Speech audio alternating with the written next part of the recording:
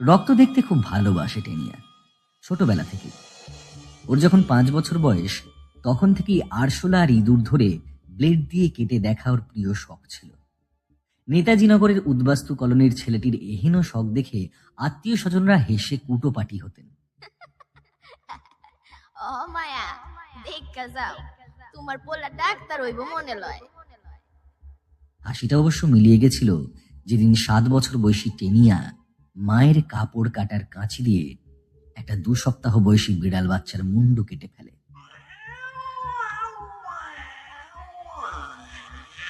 মা বিড়ালের করুণ মিউ মিউ কান্না শুনে সেদিন মায়ারানী হালদার মুখে ভাত তুলতে পারেনি।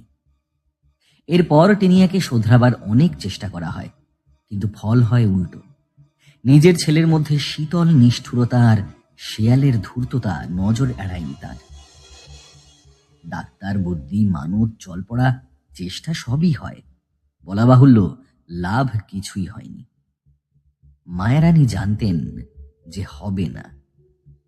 তার শ্বশুরবংশে কারো কারো এরকম উন্মাদ ও হিংস্র হয়ে ওঠার ইতিহাস আছে। তার শাশুড়ির ভাসুরের বড় ছেলের নাকি এরকম অভ্যেস ছিল। নিজের হাতে মুরগির মাথা ছিঁড়ে ফেলা, খুঁচিয়ে খুঁচিয়ে কুকুরছানার চোখ তুলে ফেলা, খাঁচার মধ্যে কয়েকটা হিংস্র ক্ষুধার্ত কুত্তার মধ্যে বাচ্চা সমেত মা বিড়াল ছেড়ে দেওয়া, এসবের মধ্যে লোকটা পৈশাচিক উল্লাস খুঁজে পেত। আর উত্তরচর মজলিশপুরের জমিদার রতিকান্ত হালদারের বড় ছেলের সেই সব কাজে বাধা দেবে এমন সাহস গোটা চট্টগ্রামে কারো ছিল না। শুধু তাই নয়, মায়ারানী জানতেন শুধু হিংস্রতাই নয়, সঙ্গে করে এরা নিয়ে আসে অতল স্পর্শী কামুকতা। লঘু গুরু জ্ঞান থাকে না, সময়ে অসময়ে বিচার থাকে না, পাত্র অপাত্র ভেদ থাকে না, এমনই রাক্ষসের সর্বগ্রাসী সেই কাম স্পৃহা। রতিকান্ত হালদারের বড় ছেলের হাতে তিনি নিজে কতবার নিগৃহীতা হয়েছেন, বলতে বলতে কেঁদে ফেলতেন মায়ারানীর শাশুড়ি। শেষে নিজের বাবারই এক মুসলমান রক্ষিতাকে নিয়ে এসে পালায়। তখন তার বয়স 16। যাবার আগে অবশ্য বাবার সঞ্চয়ের বেশ খানিকটা অংশ নিয়ে যেতে, আবার বাবার বুকে একটা আধাতি তলোয়ার গেঁথে দিয়ে যেতে সে ভোলেনি। মায়ারানীর তাই ভয় হয়। একে কলোনি এলাকা, উঠতি বয়সের মেয়ে বউদের ভিড়, আর তাছাড়া বাঙালদের মধ্যে অন্তরালের আব্রু ব্যাপারটা একটু কম। কবে কি কেলেঙ্কারি হয়ে যায় ভেবে মায়ারানী কাঁটা হয়ে থাকেন।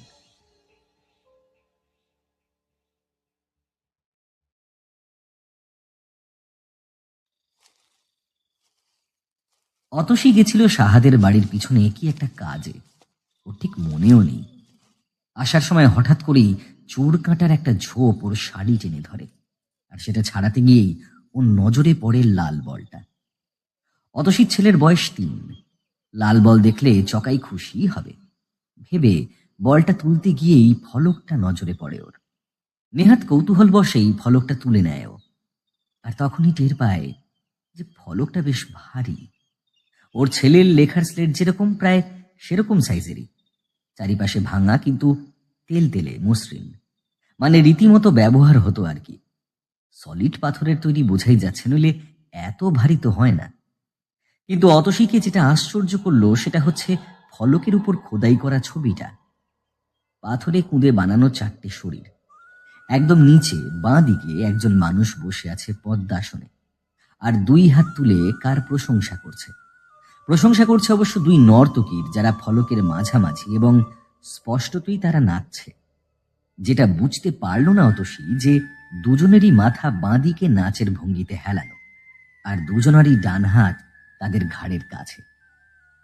হাতে কি কিছু ধরা আছে বুঝতে পারল না অতসী।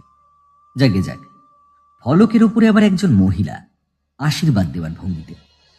ফলকটা ফেলেই দিত অতসী, কিন্তু খেয়াল করে দেখলো যে সিঁদুর আর তেলের দাগ রয়েছে নিচের দিকে, মানে পুজো আচ্ছা হতো বা হয়। ফেলে দেবে অতসী? এমনিতেই দিন ভালো যাচ্ছে না ওর। ওর বরের সঙ্গে রোজ তার মালিকের খিটিমিটি লাগছে। অনেক দিন থেকেই ভম্বল বলছে ওই মালিকের কাছে ও চাকরি করবে না, এবার একটা টোটো কিনবে। ফলকটা প্রণাম করে নিয়েই নিল অতসী। মা, মা গো, একটু দয়া করো মা, দেখো তুমি।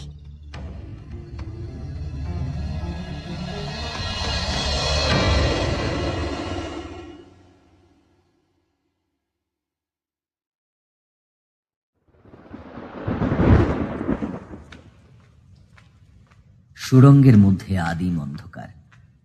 হাতড়ে হাতড়ে বেশ খানিকক্ষণ গিয়েই স্থির হয়ে দাঁড়িয়ে গেলেন তিনজন। কারো কাছেই আলোর উৎস কিছু নেই। হঠাৎ করে রত্নাকর শান্তির হাতে জ্বলে উঠল একটি প্রদীপ। শান্ত কিন্তু ভারী উজ্জ্বল। চকিতে আলোময় হয়ে উঠল অন্ধকার সুড়ঙ্গ পথ। প্রথমটা একটু হকচকিয়ে গেছিলেন সোমেশ্বর আর বোধিভদ্র। তারপর সামলে নিয়ে বললেন, এই উজ্জ্বলতম আলোক রশ্মি আপনি কোথায় পেলেন গুরুদেব? আমরা তো শুধু... হাত ঠোঁটে তুলে চুপ করতে বললেন রত্নাকর শান্তি। একবার শুধু চাপা গলায় বললেন, দ্রুত যেতে হবে ভদ্র। অসহায় তিনটি বালিকার কান্না আমি সকর্ণে শুনেছি। আর এই আলো, এর উৎস কিছু চৈনিক অগ্নি মশালা। আমার প্রিয় শিষ্য অতীশ তিব্বতেই এর সন্ধান পেয়ে কিছুমাত্র মশালা চূর্ণ আমাকে পাঠায়। তারই কিছু সাবধানে বিশেষ প্রক্রিয়ায় ব্যবহার করলাম। চলুন চলুন, সামনে এগোনো যাক। অতীশ বলে পাঠিয়েছে যে খুব সাবধানে নাড়াচাড়া করতে। এই দিয়ে নাকি প্রাচীনকালের ব্রহ্মাস্ত্র বা পাশুপতাস্ত্রের মতন মহাধ্বংসলীলা চালানো সম্ভব। অতীশের ধারণা মহাভারতীয় অস্ত্র সবই নাকি স্বাভাবিক সাংখ্য যুক্তিতে ব্যাখ্যা করা যায়। তাই হোক, হে ভদ্র, আসুন আপাতত সোমপুর মহাবিহারের অদ্যাবধি অনাবিষ্কৃত গুপ্ততম প্রকোষ্ঠে সযতনে প্রবেশ করি। এইবার আপনাদের চোখের সামনে উন্মুক্ত হোক। চোখের সামনের দৃশ্যটির জন্য অবশ্য কেউই প্রস্তুত ছিলেন না।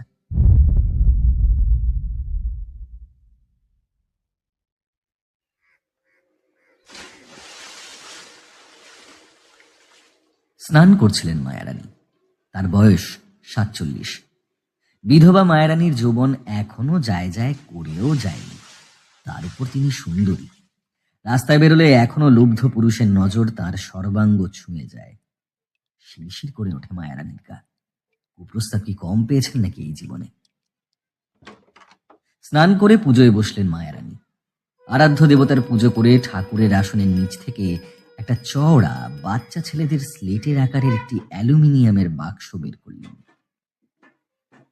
মায়ারানীর শ্বশুর শাশুড়ি 47-এ বাংলাদেশ থেকে পালিয়ে আসার সময় প্রায় কিছুই আনতে পারেননি, এই বাক্সটা ছাড়া। এ নাকি তাদের পরিবারের অনেক প্রাচীন বিগ্রহ। এ জিনিস হালদার পরিবারের বাইরে কারও দেখার অধিকার নেই, এবং পরিবারের বউ বা মেয়ে ছাড়া কোনো পুরুষের পূজা করবার অধিকার নেই। শাশুড়ি যতদিন বেঁচে ছিলেন তিনি এর পূজা করতেন প্রতি অমাবস্যা তিথিতে।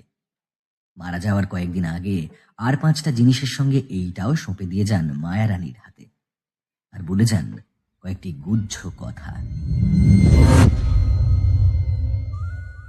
এখন কথা কই মায়া, কারোরে কইবা না। আমাকে পরিবারের উপর এখন অভিশাপ আছে। আমাকে কোন এক পূর্বপুরুষ কি এখন নাকি খুব নিজ পাপ কাজ কইরা রাজার হাতে সে দেশান্তরী হন।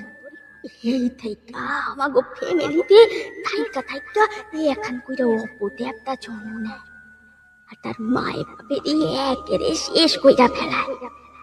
এই হইল কিয়া আমাকে শাস্তি। এইখান সাবধানে রাখবা, তাহলে আমাকে বংশধারা থাইকা যাইব অনেক। শাস্তি ভোগ কইরা সাবধানে রাখবা, কারোরে দেখাইবা না। মায়া লোক সারা ইয়ার পূজা করার নিষেধ আছে। অমাবস্যা তিথিতে পূজা দিবা। পূজার বিধি কি মা? পূজাবিধি বলে দেওয়ার পর খানিকক্ষণ চুপ করেছিলেন সেই বৃদ্ধা।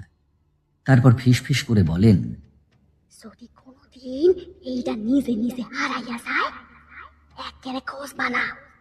জানবা হালদার বংশের শেষ সময় উপস্থিত। এই দিনই আমাকে বংশ লোক হইব। হালদার পরিবারের কেউই আর পয়সা থাকবা না। এক মহাপুরুষ আইসা ইয়ারে উদ্ধার কইরা লইয়া যাবেন। এইটাই হইল কিয়া আমাকে পরিবারের মহাপাপের প্রায়শ্চিত্ত। সামান্য কেঁপেই উঠেছিলেন মায়ারানী।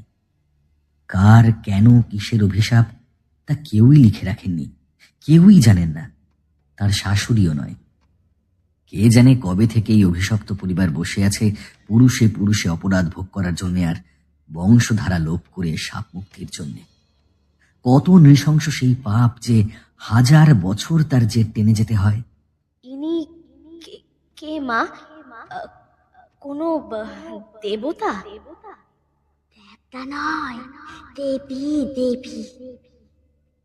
তবে ইনি কে তা কইতে পারুম না। অনেক পুরুত মশাইরে জিগাইছি বর্ণনা কইরা, কেউই কইতে পারে নাই। রক্ষা কইরই না রে, খুবই জাগ্রত দেবী, অবহেলা কইর না।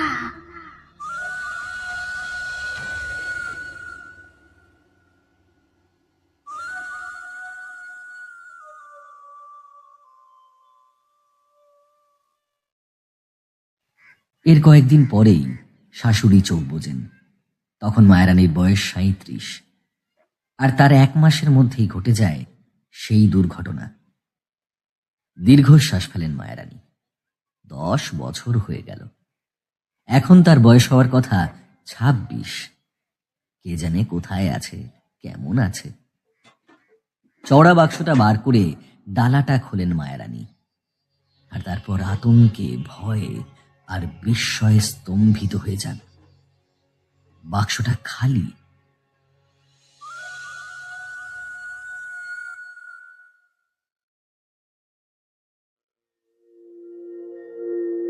বালুরঘাটের বিবেকানন্দ পাড়ায় দত্তগুপ্ত গিন্নির সুনাম আছে ধর্মপ্রাণা মহিলা বলে। ভদ্রমহিলা ঝাড়া হাত পা, ছেলে মেয়ে দুজনেই বিবাহিত, বাইরে চাকরি করে। স্বামী ভদ্রলোকটি ভারী ভালো মানুষ, বহুদিন বালুরঘাট কলেজে দর্শন পড়িয়েছেন। ফলে কর্তা গিন্নির ইহজীবনের জাগতিক দায় দায়িত্ব আপাতত শেষ। মাঝে মধ্যে ছেলের কাছে মুম্বাইতে বা মেয়ের কাছে ব্যাঙ্গালোরে ঘুরে আসা, গান শেখানো, গিন্নিদের দ্বীপ্রাহরিক আলাপ, কর্তার অবসরপ্রাপ্ত বন্ধুদের নিয়ে বৈকালিক আড্ডা দেওয়া, এই নিয়েই কেটে যাচ্ছে। তবে গিন্নিমার দুপুর বেলার প্রায় পুরোটাই যায় ঠাকুর সেবায়।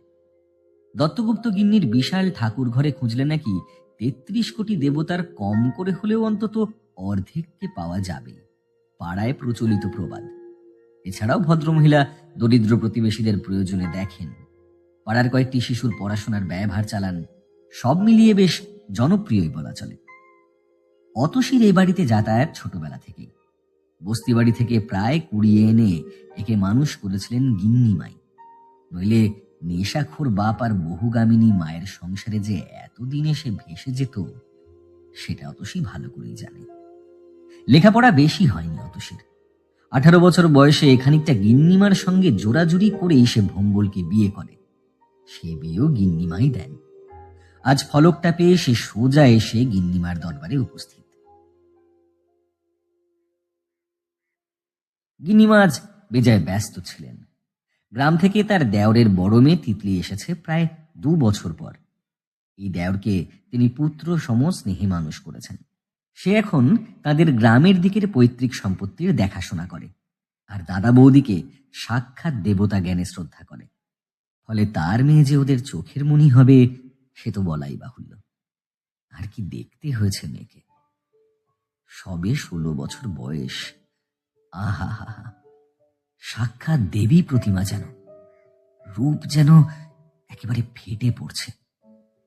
উজ্জ্বল গম রঙের ত্বক, তাতে লালচে আভা, এক ঢাল কুঁকড়ানো চুল, পদ্মফুলের পাপড়ির মতন চোখ, আর তেমনই মিষ্টি ব্যবহার।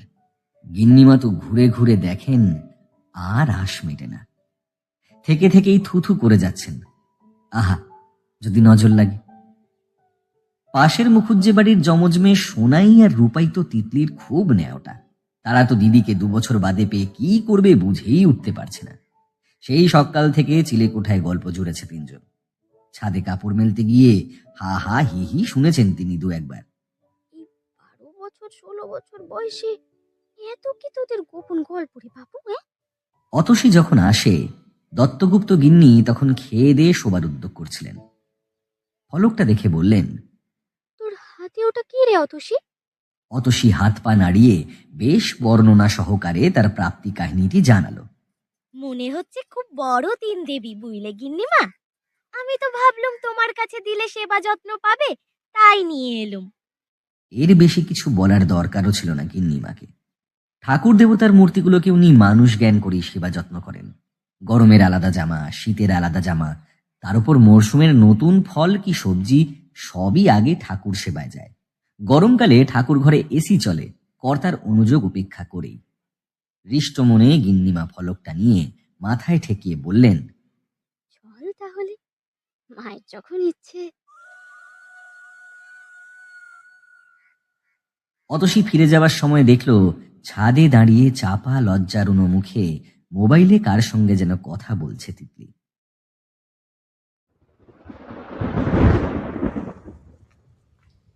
একটা দীর্ঘ গুপ্ত পথ পেরিয়ে তিনজনে যখন সেই পথের শেষে এসে দাঁড়ালেন, তাদের সামনে একটা বিশাল গর্ভগৃহ। তার চারিপাশের দেওয়ালে মশাল গুজে রাখার ফলে স্থানটি ঈষৎ আলোকিত। প্রবেশপথের একদম উল্টো দিকের দেওয়ালে লম্বমান একটি চিত্রিত বস্ত্রখণ্ড।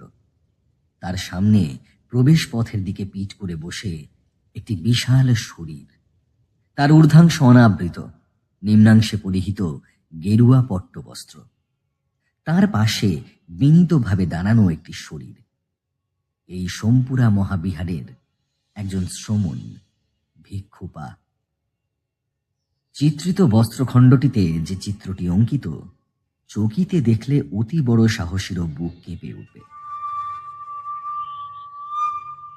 চিত্রের মধ্যস্থলে এক ভয়ালো দর্শন কালদংস্ট্রা বিশিষ্ট নীলবর্ণ পুরুষের ছবি। ভয়াবহ আরক্ত চোখ দুটি যেন বাইরে বেরিয়ে এসেছে অসীম ক্ষুধায়। তার মাথায় রত্নখচিত বহুমূল্য মুকুট অঙ্কিত।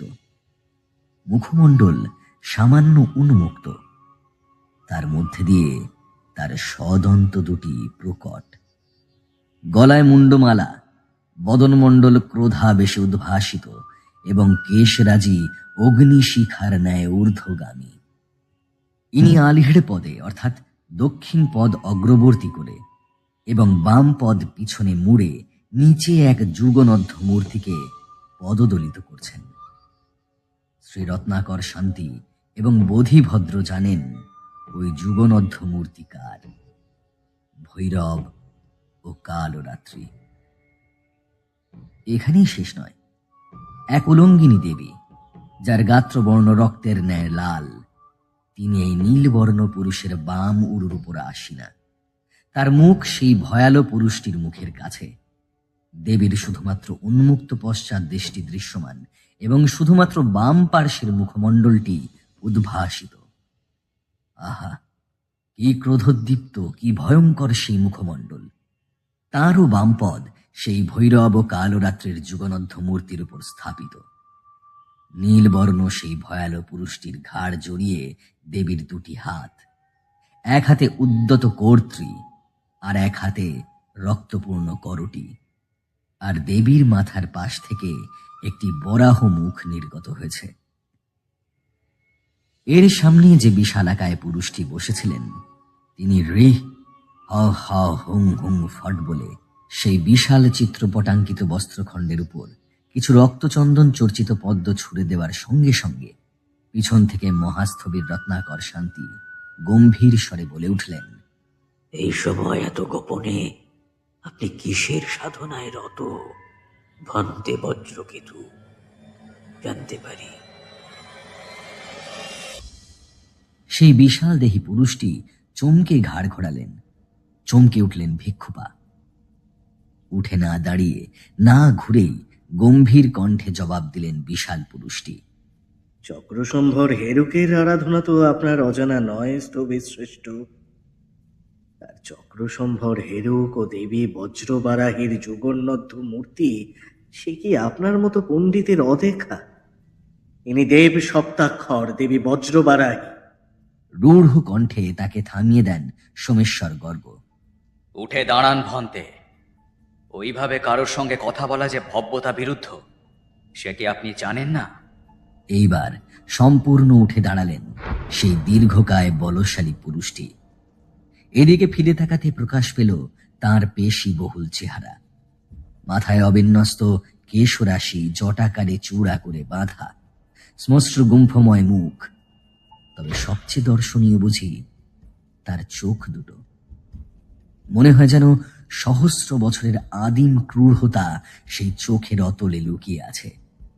লুকিয়ে আছে আগ্নেয়গিরির মতন। বিষধর কালনাগিনী যেন ফনা তুলবে যে কোনো মুহূর্তে, কিন্তু আপাতত শীতল বিষের সঞ্চয় নিয়ে সে অপেক্ষমান।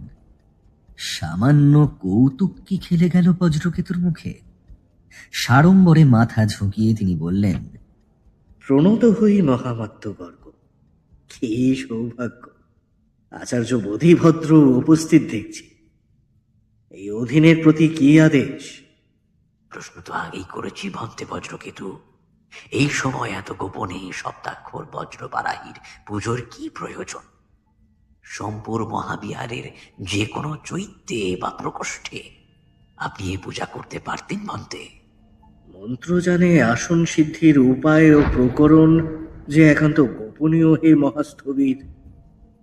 কিসের এত গোপনীয়তা বজ্রকেতু? সোমপুর মহাবিহার সম্পূর্ণত স্বধর্মের মহাযান পন্থা অবলম্বন করে, যেখানে বোধিসত্ত্ব অবলোকিতেশ্বরের পথনুসারে বহুজন সুখায় বহুজন হিতায় করুণা বিতরণ করে জগতের উদ্ধারই একমাত্র লক্ষ্য। যদি ব্যক্তিগত সম্বন্ধই একমাত্র লক্ষ্য হয়, ধর্ম কায়ে এবং তথতায় যদি একাই আগত হতে চান, তাহলে মহাযান পন্থা আপনার পথ নয় ভন্তে। আপনি থেরোবাদী, স্বার্থপর, হীনজানি। আপনি কিসের আকাঙ্ক্ষায় ব্যক্তিগত সিদ্ধির পথ বেছে নিলেন ভন্তে বজ্রকেতু? এত গোপনীয়তা কিসের? প্রভু সাক্ষ্য সিংহ তো আমাদের এই রাস্তা দেখাননি ভন্তে। আহ, তত্ত্বকথা রাখুন পণ্ডিতাচার্য, আমার প্রশ্নের উত্তর চাই। ভন্তে বজ্রকেতু, আমার চরেরা খবর দিয়েছে একটু আগে পাশের গ্রাম থেকে আপনি আর আপনার এই অনুগত শ্রমণ শিবাপা মিলে 3 জন শিশুকন্যা চুরি করে এনেছে। তারা কোথায়? পাল বংশের উন্নতি হোক। সামান্য 3টি গ্রামীণ কন্যার জন্য স্বয়ং মহামাত্য ছুটে এসেছেন। স্থানীয় মহাপ্রতিহারের সঙ্গে কয়েকজন দণ্ডপাশিকা বা দণ্ডশক্তি পাঠালেই হতো, কিন্তু আশেপাশের গ্রাম থেকে এই কন্যা শিশু চুরি এবং সোমপুরের মহাবিহারের ভিতর তাদের গোপনে নিয়ে আসার অভিযোগ বেশ কয়েকদিন ধরেই স্থানীয় মহাসামন্তের দ্বারা আমাদের কর্ণগোচর হচ্ছিল। যেহেতু পাল বংশের গৌরব সোমপুর মহাবিহারের সঙ্গে জড়িত, তাই আমাকে নিজেই আসতে হয়েছে ভন্তে।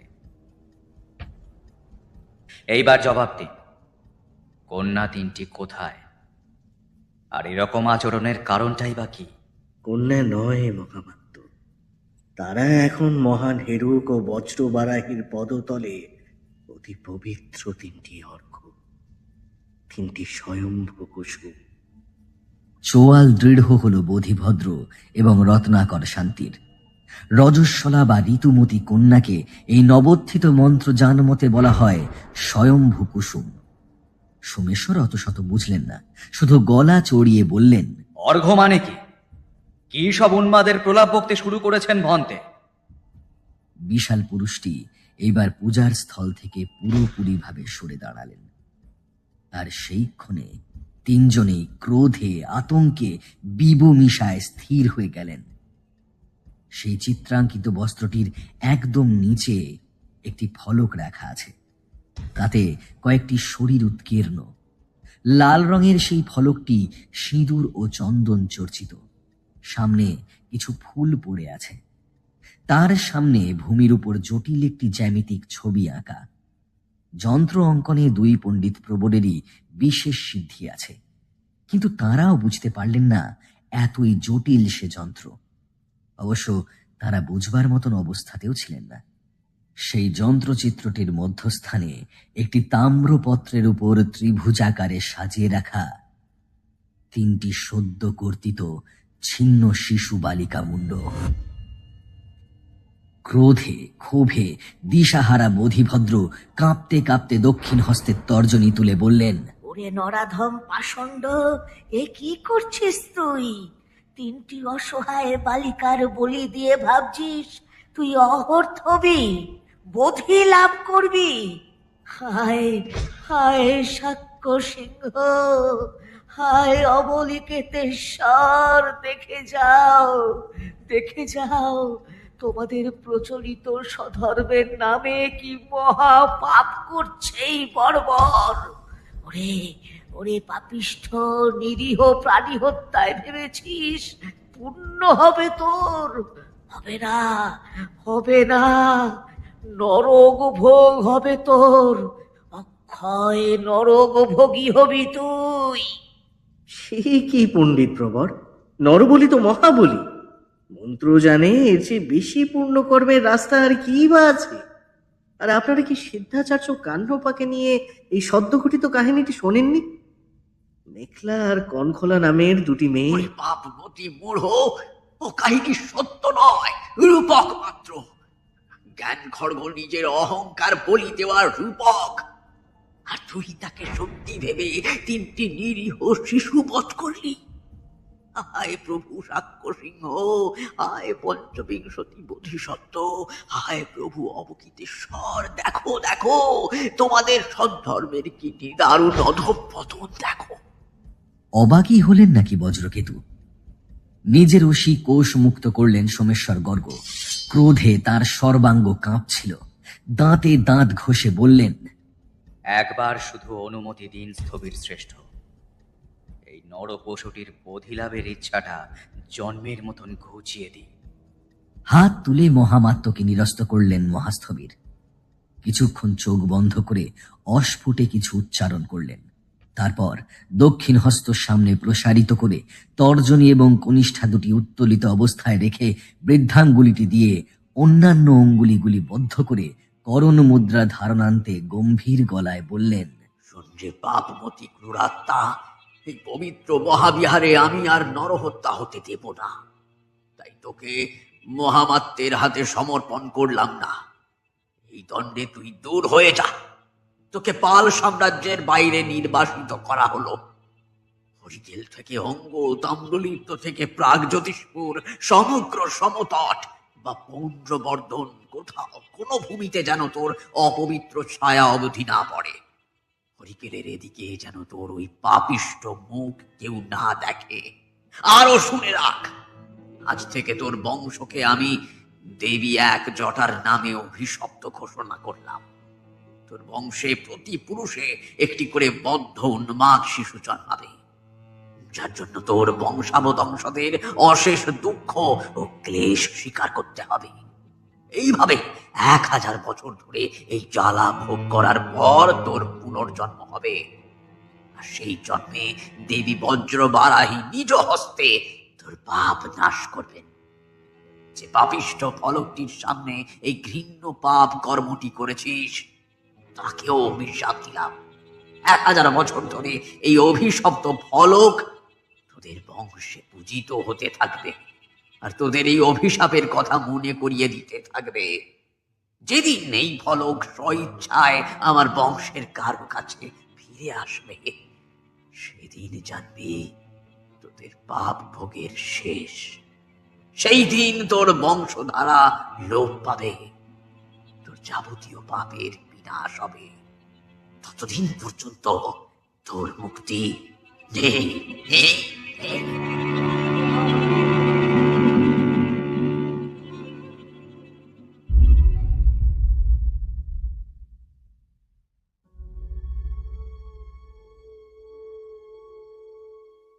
মায়ারানী খানিকক্ষণ স্তব্ধ হয়ে তাকিয়ে রইলেন ফাঁকা বাক্সটার দিকে।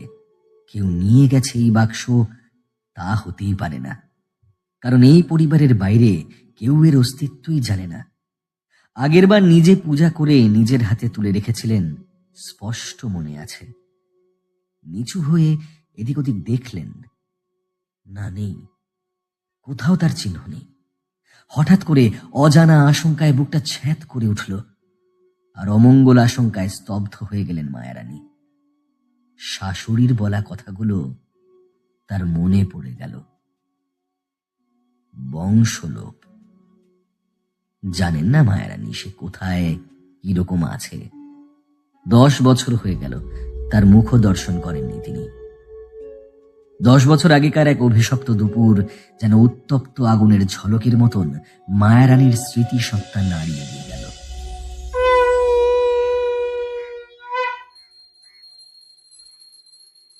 পুজো করছিলেন মায়ারানী। সেদিন নীল ষষ্ঠীর ব্রত ছিল। যতই কুপুত্র হোক, মা সব সময়ই সন্তানের ভালো চান। তাই সেদিনও করজোরে প্রার্থনা করছিলেন। এমন সময় উঠোনে বিপুল হট্টগোল, চিৎকার, চেঁচামেচি আর কান্নার আওয়াজ পেয়ে তিনি বেরিয়ে আসেন। এসে দেখেন তার উঠোনে প্রায় সারা পাড়া ভেঙে পড়েছে। তার সামনে রণরঙ্গিনী মূর্তিতে হরেন গোসাইয়ের বউ, তার হাতে ধরা গোসাইয়ের বড় মেয়ে 13 বছরের মাম্পি। ছি ছি ছি, পাড়ার মধ্যে বাস করা দায় হয়ে উঠলো দেখছি। বেয়াদব বদমাস ছেলে, ছি ছি ছি। মাম্পি বোধহয় স্নান করছিল। ক্রুদ্ধা গোসাই গিন্নি সেই অবস্থাতেই ভিজে টেপ জামার ওপর একটা গামছা জড়িয়ে টেনে এনেছেন মেয়েটাকে। ঘটনার অভিঘাতে, লজ্জায় আর ভয়ে থরথর করে কাঁপছে মেয়েটা। গোসাই গিন্নির অবশ্য তাতে হুঁশ নেই। তিনি চিল চিৎকারে পাড়া মাথায় তুলেছেন। এতদিন মেয়েদের স্নান করার সময় ও কি ঢুকে দিতিস? সাহস বাড়তে বাড়তে কোথায় উঠে ঠেকেছে দেখো। করে ঢুকে সমস্ত মেয়েকে বলি, এমন ছেলেকে মাতুরে নুন খাইয়ে মেরে ফেলতে পারোনি মেজো বউ? ছি ছি। কি হয়েছে দিদি? আর দিদি বলে দেখো না ভাই, দেখো তোমার গুণধর সুপুত্রের কাণ্ড।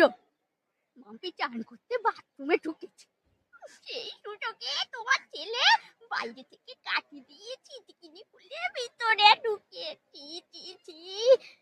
এই, তোকে দাদা বলে ডাকতো। সেদিনও মাসিমা মাসিমা করে ডেকে লুচি আর পায়েস খেয়ে গেলি। ছি ছি ছি, দুধ দিয়ে কি কাল চাপি না পচেছো ভাই? কি শিক্ষাই না দিয়েছ। এই পাড়ায় বাস করা কিন্তু ঘুচিয়ে দেব। আমাকে চেনো না। পাথরের মতো স্থবির হয়ে দাঁড়িয়েছিলেন মায়ারানী, আর তার ভেতরটা পুড়ে ছারখার হয়ে যাচ্ছিল। আজ অবধি না তার মা বাবা, না শ্বশুর শাশুড়ি, না স্বামী, কেউ তাকে একটা কটু কথা বলতে পারেননি। এমনই শান্ত অথচ দৃঢ় স্বভাব মায়ারানীর। সত্য ব্যবহার ও স্পষ্ট উচ্চারণের জন্য পাড়ার লোকে তাকে ভয়ও করে, ভালোবাসে। আজ সারা জীবন ধরে তিল তিল করে জমানো মান ইজ্জত সব যেন তাসের ঘরের মতন তার চারিপাশে ভেঙে পড়ছিল। মনে হচ্ছিল যেন গোসাই গিন্নি সর্বসমক্ষে তার শাড়ি টেনে খুলে উলঙ্গ করে দিচ্ছে। সে কোথায় যাবে? কোথায় দেখো গে, আবার কোথায় মুখ মারতে গেছে। কুকুরের লেজ কি আর। যদি তাকে কেউ দেখতে পাও বলে দিও, যদি বেঁচে থাকতে চায় এ বাড়িতে যেন আর না ফেরে। এই দণ্ডে আমি ওকে ত্যায্য করলাম। আমি ওকে আমার ছেলে বলে আর মানি না। এই পরিবারের সঙ্গে ওর আর কোনো সম্পর্ক নেই। আর তুমি ঘরে যাও দিদি, আমি নিজে গিয়ে না হয় মাম্পির কাছে ওর পা ধরে ক্ষমা চেয়ে আসবো। এখন আর সাপমন্নি না করে তুমি বরং বাড়ি যাও। কেউ যদি কখনো জানতে পারো ও মরে আছে, আমাকে জানাবে না। আর যদি আমি মরে যাই, ওকে খবর দেবে না। আজ থেকে ও হালদার বাড়ির কেউ নয়। এই বলে ধীর পায়ে ঘরে ঢুকে খিল দিলেন মায়ারানী। পাড়ার সবাই যে যার নিজের ঘরে ফিরে গেল এবং সেই দিন থেকে টেনিয়া আর বাড়ি ফেরেনি। আর কোনোদিনই তার মুখ দেখেননি মায়ারানী। বংশলোপ। মায়ারানী জানেন যে একমাত্র তিনি আর তাঁর ছেলে ছাড়া হালদার বাড়ির আর কেউ বেঁচে নেই। হালদার পরিবারের যারা চট্টগ্রামে থেকে গেছিল, ৭১-এর মুক্তিযুদ্ধের সময় তাদের আক্ষরিক অর্থেই কুচি কুচি করে কেটে সারা বাড়িতে ছড়িয়ে রেখে সারা গ্রামকে ডেকে দেখানো হয়েছিল যে নাপাক হিন্দুদের কি শাস্তি হওয়া উচিত। ১.৫ বছরের শিশুও রেহাই পায়নি। তারপর সারা বাড়িতে পেট্রোল দিয়ে আগুন ধরিয়ে দেওয়া হয়েছিল। মাঝে মধ্যে মনে হতো মায়ারানীর হয়তো একদিন সে ফিরবে, ভালো হয়ে ফিরবে। কোনো এক অলৌকিক মধ্যরাতে এসে চুপি চুপি মাকে ডেকে বলবে, মা, আমি ভালো হয়ে গেছি। চলো না, চলো না, আমরা অন্য কোথাও গিয়ে থাকি। সেরকম কখনো হলে মায়ারানী হয়তো এক বস্ত্রেই চলে যেতেন। কতদিন স্তব্ধ দুপুরে খেতে বসে বাইরে কারো আওয়াজ পেয়ে চমকে উঠতেন, সে এলো নাকি ফিরে। কি করতেন মায়ারানী যদি সে সত্যি ফিরে আসতো? কি করতেন? কে জিতত, মাতৃহৃদয় নাকি ন্যায় বিচার? আজ যখন জানলেন মায়ারানী হয়তো আজই তার শেষ দিন, তখন কেমন জানি মনে হচ্ছে মাতৃহৃদয়ে জিতলেও জিতে যেতে পারত। অন্তত মরে যাওয়ার আগে একটিবার দেখতে পেতেন। বাপের বাড়ি বলে অনেক দিনই কিছু নেই তার। শ্বশুর গেলেন, স্বামীও, তারপর শাশুড়িও। এখন ছেলেকে হারিয়ে কি নিয়ে বাঁচবেন মায়ারানী? কিসের আশায়?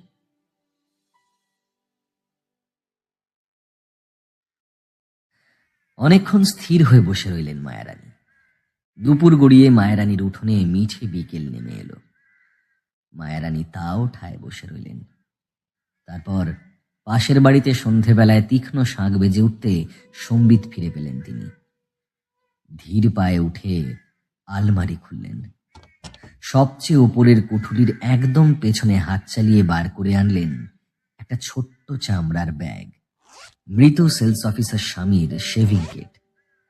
তার মধ্যে হাত চালিয়ে তুলে আনলেন ভারী পুরনো রেজারটা। তারপর টলতে টলতে গেলেন তার ভাড়ার ঘরে। খুঁজে পেতে একটা নতুন ব্লেড বার করে আধা আধি ভাঙলেন, রেজারে ভরলেন। তারপর একটা বালতি টেনে এনে বিছানার বাঁদিকে রাখলেন। তারপর ঠাকুর ঘরের সামনে নির্নিমেষ নয়নে কিছুক্ষণ তাকিয়ে রইলেন। সব শেষে বিছানায় শুয়ে একবার সামান্য অভিমান ভরেই হয়তো বললেন, এ জন্মে বিনা দোষে বড় কষ্ট দিলে ঠাকুর। আমার কিন্তু কোনো অপরাধ ছিল না। দেখো ঠাকুর, পারলে পরের জন্মে ভালো মা বানিয়ে পাঠিও। বলে বাঁ হাতটা বালতির মধ্যে রেখে কবজির উল্টো দিকে রেজারটা প্রায় গেঁথে দিয়ে গায়ের সমস্ত শক্তি দিয়ে টেনে দিলেন মায়ারানী হালদার।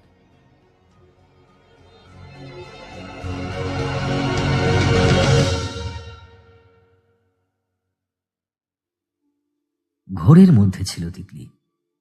এমনও হয়, রূপকথা আজও ঘটে, এভাবেও প্রেমে পড়া যায়। গত বছরই ভালো রেজাল্ট করে বাবাকে বলে একটা দামি স্মার্টফোন পেয়েছে তিতলি। আর ফোন পাওয়া মাত্রই সিম কার্ড, ডেটা প্ল্যান ইত্যাদি হাবি জাবি সেট করে ফেসবুক। আর মুহূর্তের মধ্যে তিতলির সামনে যেন পুরো দুনিয়াটা দরজা কবাট খুলে তার গ্রামের বাড়ির উঠোনে চলে এলো। লখনৌয়ের মোনা মাসি, বম্বের বুলু কাকা, কলকাতার রত্না পিসিমা, আরো অনেকে। তারপর ওর স্কুলের সিনিয়র শবনম দিদি, যে জয়েন্ট পেয়ে কলকাতায় যাদবপুরে ইঞ্জিনিয়ারিং পড়তে গেছে সে। সব্বাইকার সঙ্গে রোজ রোজ কথাবার্তা, হাহা হিহি। কে বলে পৃথিবীটা এত বড়? এই তো সেদিন ব্যাঙ্গালোরের অনিদা প্যারিস গেল, তারপর কত কত ছবি আপলোড করলো। দেখে দেখে তো তিতলির আর আশ মেটে না। শুধু কি আত্মীয় আর বন্ধু বান্ধব, তাছাড়াও তাদের বন্ধু কত গায়ক, নায়ক, লেখক, সবাই যেন কত হাতের কাছে চলে এসেছে জাদু কাঠির ছোঁয়ায়। এই করতে করতে একদিন তিতলি দেখে অচেনা একটি ছেলের থেকে ফ্রেন্ড রিকোয়েস্ট, নাম স্যাম। প্রোফাইল পিকচারটা দেখে থমকে গেল তিতলি। হাই বাস, পুরুষ মানুষ এত সুন্দরও হয়? দারুণ দেখতে তো ছেলেটাকে। ফ্রেন্ড রিকোয়েস্টটা অ্যাকসেপ্ট করেই ফেলল তিতলি।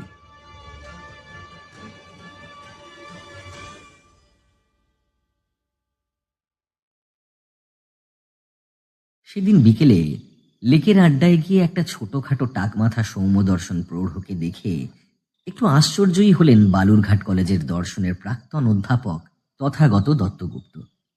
দেখা হতেই তার বন্ধুরা হৈ হৈ করে ডেকে নিলেন। আলাপটা অবশ্য অবসরপ্রাপ্ত আমলা সমীর মোহনই করালেন। আসুন গুপ্তদা, আলাপ করিয়ে দিই। ইনি মিস্টার মৈত্র, আর ইনি প্রফেসর দত্তগুপ্ত। হ্যাঁ, প্রফেসর সাহেব কিন্তু বিখ্যাত লোক মিস্টার মৈত্র। অনেকদিন ফিলোসফি পড়িয়েছেন কলেজে। এর কাছে কিন্তু বিশেষ জারি চুরি খাটবে না আপনার, এই বলে দিল। মৃদু হেসে যুক্ত করে নমস্কার করলেন তথাগতবাবু। মাথা সামান্য নিচু করে প্রতি নমস্কার করলেন নবাগত প্রৌঢ়টি। সাদা ট্রাউজার্স, কমলা রঙের হাফ শার্ট আর সাধারণ একটি বাটার জুতো পরে আছেন ভদ্রলোক। সম্পূর্ণ ন্যাড়া মাথায় সামান্য একটি টিকির আভাস, যা আজকালকার বাঙালিদের মধ্যে প্রায় দেখাই যায় না। তবে সমস্ত শরীরে যেটা নজর কাড়ে, খেয়াল করলেন তথাগত, সেটা হচ্ছে চোখ দুটি। আশ্চর্য শান্ত, মায়াময়, অথচ উজ্জ্বল চোখ দুটি। দেখেই মনে হয় বুদ্ধিমান ভালো লোক। ভদ্রলোককে মনে মনে বেশ পছন্দই হয়ে গেল তার। স্মিত হেসে প্রশ্ন করলেন প্রফেসর দত্তগুপ্ত। নতুন এলেন নাকি এখানে? আরে না না, গেছিলাম বীরভূলের মল্লারপুর। মাঝখানে প্রায় ঝাঁপিয়েই পড়লেন অকৃতদার সম্পন্ন ব্যবসায়ী মাধব আচার্য।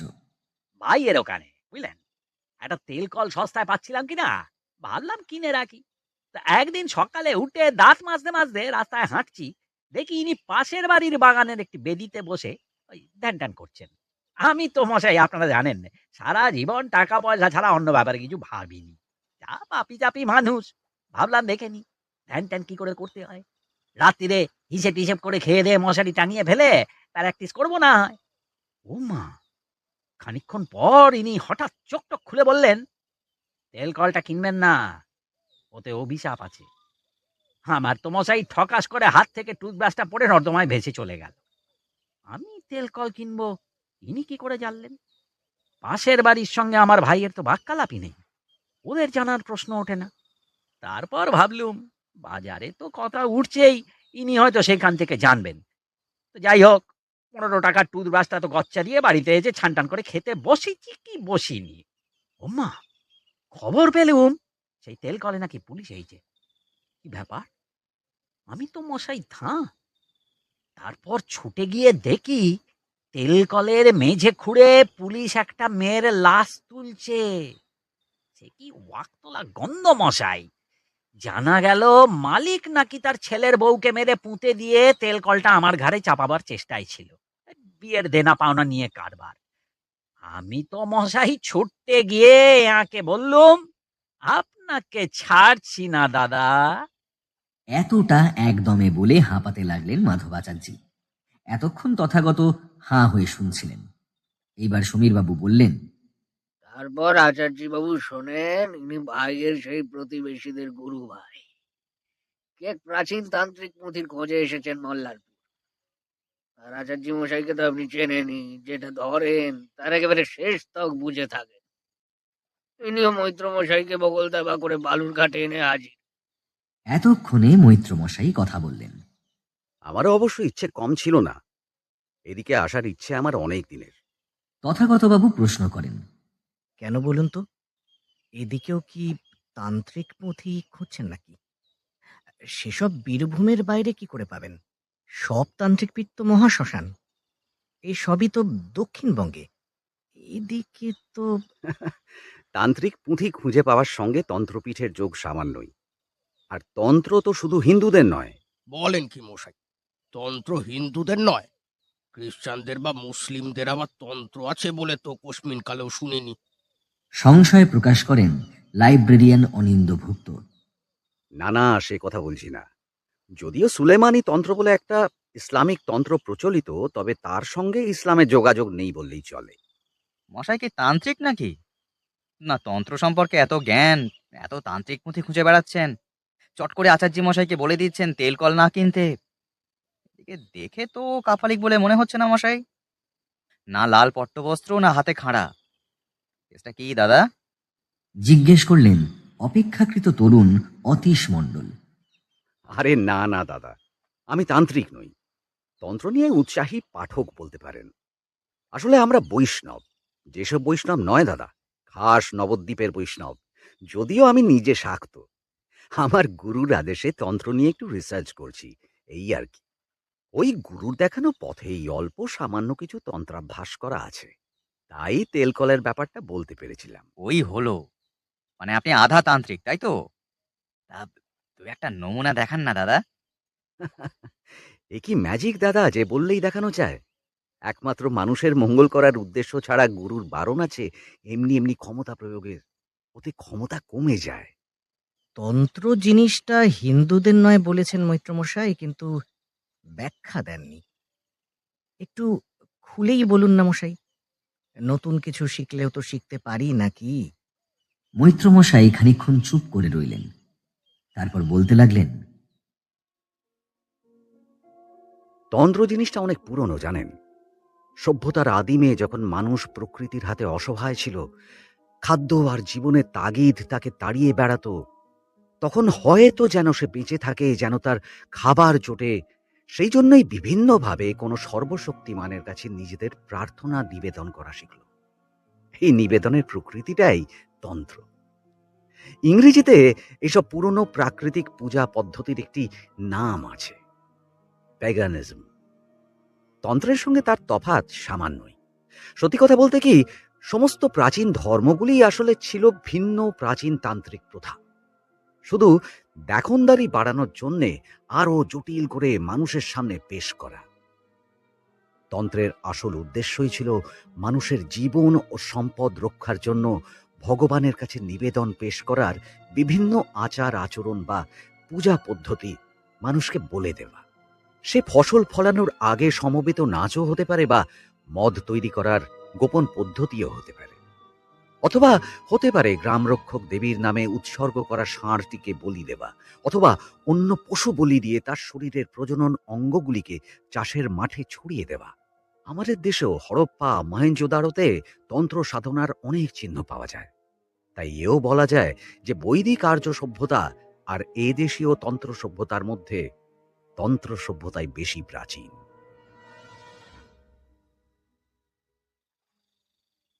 এতটা বলে একটু দম নিলেন মৈত্রমশাই। সবাই মন্ত্রমুগ্ধের মতন শুনছিলেন তার কথা।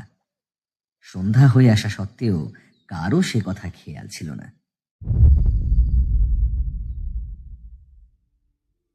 স্যামের ফ্রেন্ড রিকোয়েস্ট অ্যাকসেপ্ট করার পর কয়েকদিন সব চুপচাপই ছিল। সেই কদিনে স্যাম আর তার বন্ধুদের প্রোফাইল তন্ন তন্ন করে খুঁজেছে তিতলি, ভূতগ্রস্তের মতো, ছেলেটাকে জানার জন্যে, চেনার জন্যে। যত জানছিল তত মুগ্ধ হচ্ছিল তিতলি। যাদবপুরের ইলেকট্রনিক্স ইঞ্জিনিয়ার, ফাইনাল ইয়ার, চাকরিও পেয়ে গেছে এরই মধ্যে। বন্ধুদের সঙ্গে তার পার্টির ছবিও আপলোড করা আছে। সঙ্গে কতগুলো ডাইনি টাইপের গা ঢলানি মেয়ের ছবিও আছে অবশ্য। স্যামের গায়ে গা ঠেকিয়ে হাহাহিহি না করে যেন চলছেই না। কলকাতার মেয়েগুলো বেহায়া একদম, ওই রকমই ছেলে ধরা টাইপের। রাগে ফুঁসতে ফুঁসতে ভাবে তিতলি। স্যামের নামও জানতে পেরেছে তিতলি, সমন্তক সেনগুপ্ত। নাম শুনেই তিতলি আর ভালো লাগা নয়, প্রেমেই পড়েছে ছেলেটার। যেমন করে সাজু পড়েছিল রূপাইয়ের প্রেমে, জুলিয়েট রোমিওর, দিলওয়ালেতে কাজল শাহরুখের, তেমনই তিতলির প্রেমে পড়ল স্যামের। কথা হয়নি তো কি, দেখা হয়নি তো কি। তিতলির 16 বছর বয়সের প্রেম কি ফেলনা নাকি? গ্রামের মেয়ে বলে হেলা ফেলার বস্তু নাকি তিতলির ভালোবাসা? শেষে যেদিন তিতলির হাইয়ের উত্তরে স্যামের হ্যালো বিউটিফুল মেসেজটা তিতলির মোবাইলের স্ক্রিনে সদ্য ফোটা পদ্ম ফুলের মতোই ভেসে এলো, সেদিন তিতলির পুজো দেওয়ার ঘটা দেখে বাড়ির লোকজন তো অবাক। তারপর মেসেজ, চ্যাট, হোয়াটসঅ্যাপ। তিতলি আর স্যামের কথার ঝিরিঝিরি কিশোরী ঝর্ণাটি কবে বেগবতী নদী হয়েছে সে তিতলি নিজেই জানে না। ফোনে কথা বলা, হোয়াটসঅ্যাপে সেলফি পাঠানো, কিছুতেই পিছিয়ে থাকেনি তিতলি। এমনকি যেদিন স্যাম ওর স্নান করার ভিডিও পাঠাতে বলল, সেদিনও নয়। বলতেই হবে, স্যামের দাবিটা শুনে লজ্জায় কুঁকড়ে গেছিল তিতলি। ছি ছি ছি ছি ম্যাগো, কি লজ্জা, কি লজ্জা! কি বেহায়া এই স্যামটা! ভাবলে এখনো ফর্সা মুখটা গোলাপি হয়ে আসে তিতলির। বিয়ের আগেই এসব কি, হ্যাঁ? ছি! শেষে অবশ্য লজ্জা ঘেন্নার মাথা খেয়ে একটা 10 মিনিটের ভিডিও তুলে পাঠিয়েই দিল তিতলি। নইলে যদি কলকাতার নীলাজ বেহায়া ডাইনিগুলো তার আগেই সব দেখিয়ে তার স্যামকে কবজা করে ফেলে? হতেই পারে না। চোয়াল শক্ত করে মনকে বেঁধে যতটা সম্ভব ব্রীড়া ও কাম কলা মিশিয়ে সে একটা ভিডিও পাঠিয়েছে স্যামকে। গ্রামের মেয়ে বলে সে কলকাতার মেয়েদের থেকে কম মডার্ন নাকি? চোখ মাঝে অবশ্য শবনমদিকে একবার হালকা আভাস দিয়েছিল তিতলি। সব দিক জেনে শুনে শবনমদি সেদিন অনেক রাতে কল করেছিল তিতলিকে। বলেছিল যে এই নামে যাদবপুরে প্রেজেন্ট 4 বছরে কেউ পড়ে না। আগের 2 ব্যাচেরও খবর নিয়েছিল, সে ব্যাচেও কেউ পড়েনি। যদিও তিতলি তার একটা কথাও বিশ্বাস করেনি, কারণ সব শোনার পর স্যাম তাকে বুঝিয়েছিল যে শবনম স্যামকে প্রপোজ করে এবং তিতলির প্রেমে অন্ধ স্যাম তার রিফিউজ করে। তাই শবনম যে মিথ্যে কথা বলে তিতলির মন বিষিয়ে দেবেই, এ তো দিনের আলোর মতো পরিষ্কার। দত্তগুপ্ত বাড়ির ছাদে এসব কথাবার্তা নিয়ে আলোচনা করতে করতে সেদিন হাসি ঠাট্টায় ভেসে যাচ্ছিল বিশ্ব চরাচর। 3টি অবোধ বালিকার উপর হালকা মিহি চাদরের মতন নেমে আসছিল শীতের হিমেল পরশ। কেউ দেখেনি সেদিন খুব মিহি মখমলের মতন গুঁড়ো অন্ধকারের মতন নেমে আসছিল 3টি নৃত্যরতা রমণীর এক অবিশ্বাস্য ভয়াবহ নাচের সিলুয়েট। ধীরে ধীরে সেই 3টি অন্ধকারের গুঁড়ো দিয়ে তৈরি সিলুয়েট চাদরের মতোই 3টি অপাপ বৃদ্ধ কন্যার গায়ে জড়িয়ে গেল, অমোঘ নিয়তির মতোই।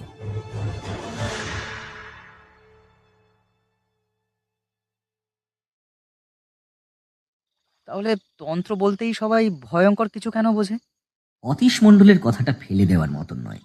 স্মিত হাসলেন মৈত্র মশাই।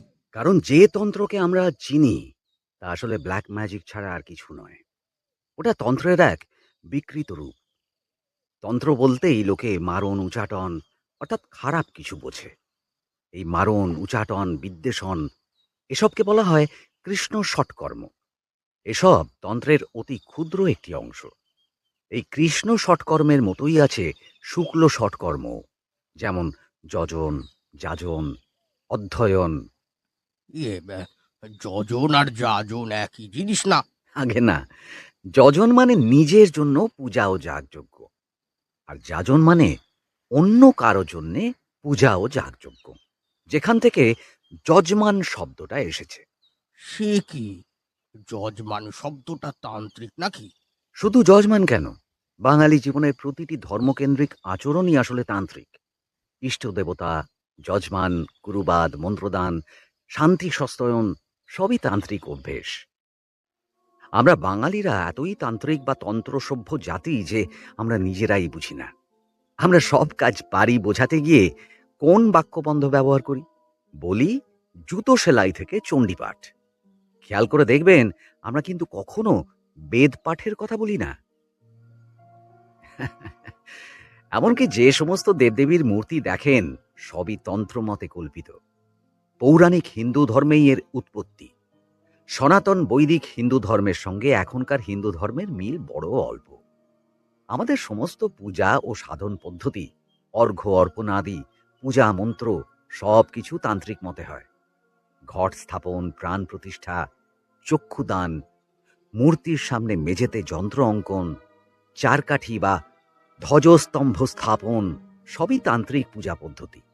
এমনকি সরস্বতী পূজার জয় জয় দেবী চরাচর সারে থেকে শুরু করে রবীন্দ্রনাথ যখন লেখেন পিনাকেতে লাগে টঙ্কার, সে সবই আসলে তন্ত্রসঙ্গীত। শুনে সবাই স্তব্ধ হয়ে বসে থাকে। শুধু সন্ধ্যের অন্ধকারে ধরা গলায় প্রশ্ন করেন সমীর মোহন।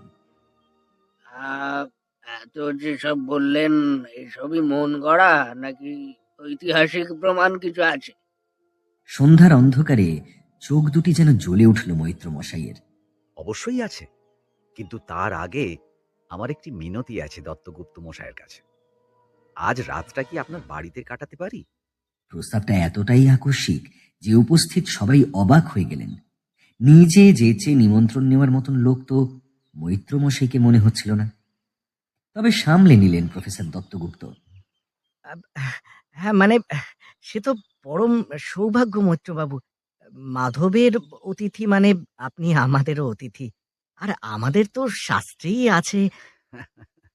সেই জন্য নয়, আজ রাত থেকে কাল দুপুর পর্যন্ত আপনাদের সঙ্গে থাকা প্রয়োজন, আশু প্রয়োজন। আপনার পরিবারের ওপর ঘোর অমঙ্গলের ছায়া দেখতে পাচ্ছি। ভয় পাবেন না, আমি বদলোক নই। কথাটার মধ্যে কিছু একটা ছিল। এমন করেই বললেন মৈত্রমশাই যে কেউ আর দ্বিরুক্তি করতে পারল না। আরে চলুন চলুন, অত কিন্তু কিন্তু করতে হবে না। আমি লোক চিনি, অমঙ্গল হোক না হোক, একদিন অতিথি সেবা তো করতে পারবো।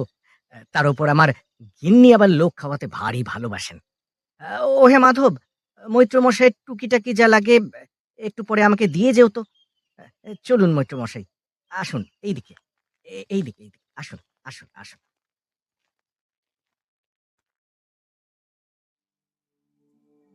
স্বর্ণালী আর রূপালী অনেকক্ষণ হলো বাড়ি চলে গেছে। ভারী ভালো মেয়ে, দিদিকে সাহায্য করবে বলে এক পায়ে খাড়া। হাজার হোক একদিনের জন্য একটা অ্যাডভেঞ্চার তো হবে ওদের। ওদিকে স্যামের সঙ্গেও কথা হয়ে গেছে।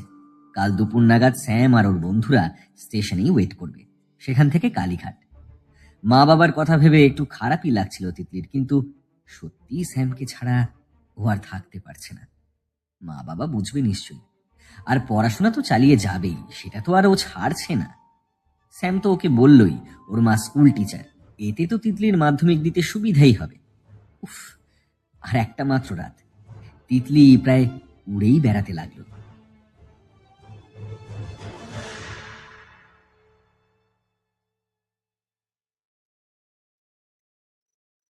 মৈত্রমশাই ঘুরে ঘুরে বইয়ের সংগ্রহ দেখছিলেন। এমন সময় তথাগত ঘরে ঢুকতে ঘাড় ঘুরিয়ে বললেন, আপনার তো ঈর্ষণীয় বইয়ের সংগ্রহ মশাই। আসলে মাস্টারের বাড়ি তো, আমরা মানে আমাদের পরিবারের কেউ কোনোদিন গুরুগিরি ছাড়া বা শিক্ষকতা ছাড়া অন্য কিছু করেননি। শিক্ষকতা আমাদের জাত ব্যবসা বলতে পারেন। সেক্ষেত্রে তো আপনাদের উপাধি আচার্য বা উপাধ্যায় হওয়া উচিত, মানে ভট্টাচার্য বা বন্দ্যোপাধ্যায় ইত্যাদি। অথচ আপনাদের উপাধি দত্তগুপ্ত। এর একটাই মানে হয় কিন্তু, আহ, কি বলুন তো? আপনারা কোনো এক পর্যায়ে বৌদ্ধ ছিলেন। বৌদ্ধ? কি রকম? বাংলাদেশ তো সম্পূর্ণ বৌদ্ধদের ঘাঁটি ছিল। শঙ্করাচার্য যখন অদ্বৈতবাদ প্রচার করে হিন্দু ধর্মের পুনরুত্থান ঘটালেন, তখন নবম কি দশম শতাব্দী। সেই সময়টা বৌদ্ধ ধর্মের অবক্ষয়ের সময়ও বটে। তারপর থেকে প্রচুর বৌদ্ধরা হিন্দু ধর্মে ফিরে আসতে থাকে। কিন্তু বর্ণাশ্রম প্রথা চিরকালই হিন্দু ধর্মে প্রবল ছিল। তাই যেসব ব্রাহ্মণরা বৌদ্ধ হয়ে গেছিলেন, তাদের ফের ব্রাহ্মণ করিয়ে ফেরত নেওয়া হলো না, গুপ্ত ব্রাহ্মণ বা বৈদ্য করিয়ে ফেরত নেওয়া হলো।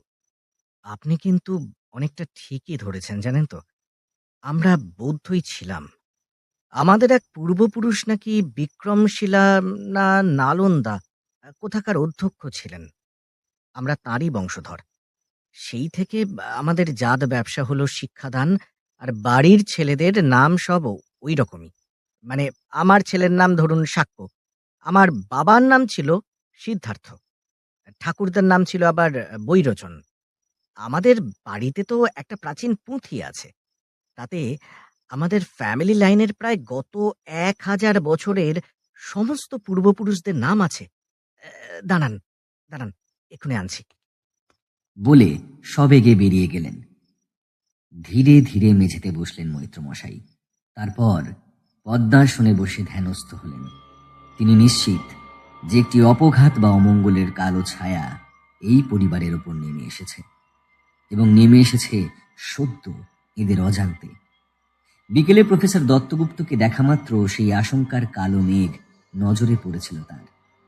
কোনো এক অতি শক্তিশালী তন্ত্রবিষ আশ্রয় নিয়েছে এখানে। বিনা রক্তপাতে সে বিদায় নেবে না, এবং সে কাল নাগিনীর ছোবল নেমে আসতে দেরিও নেই বিশেষ। গুরু খুব সম্ভবত এর কথাই বলেছিলেন মৈত্রমশাইকে।